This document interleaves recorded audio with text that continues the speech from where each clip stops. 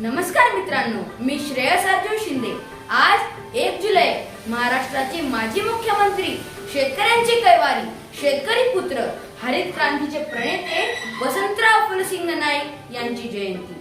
हा दिवस महाराष्ट्र कृषी दिन म्हणूनही साजरा केला जातो। मित्रांनो, म्हणतात ना, जावे त्याच्या वंशात तेव्हा कळे, या म्हणीप्रमाणे शेतकरी कुटुंबात, त्याही विदर्भातल्या, लक्षात घ्या, खास करून म्हणतोय विदर्भातल्या कुटुंबात जन्मलेल्या वसंतरावांना शेतकऱ्यांचे दुःख, कष्ट आणि संघर्ष चांगलाच कळाला होता।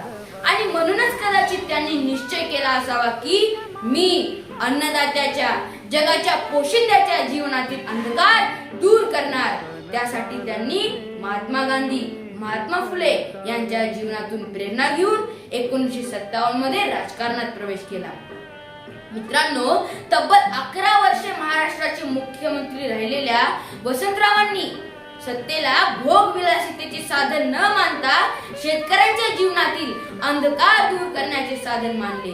म्हणूनच की काय, महाराष्ट्राने आधुनिक पद्धतीने शेती करणे, नवीन सिंचन प्रकल्प उभारणे, सुधारित बियाणे वापरणे आणि कृषी विषयक नवनवीन तंत्रज्ञान वापरायला सुरुवात केली।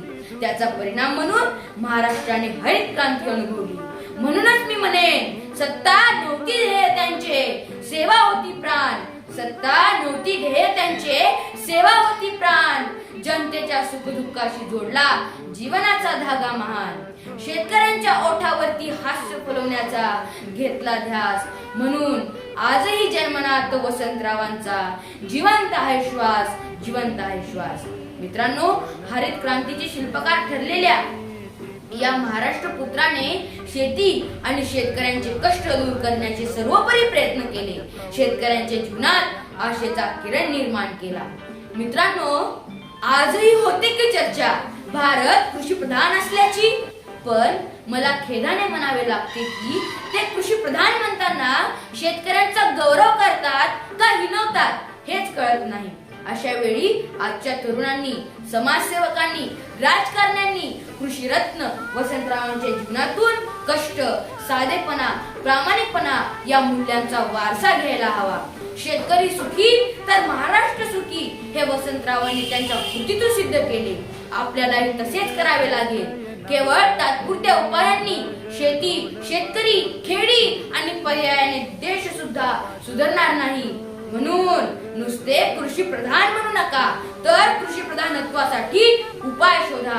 हीच या जयंती निमित्त वसंतराव नाईक यांना खरी आदरांजली ठरेल।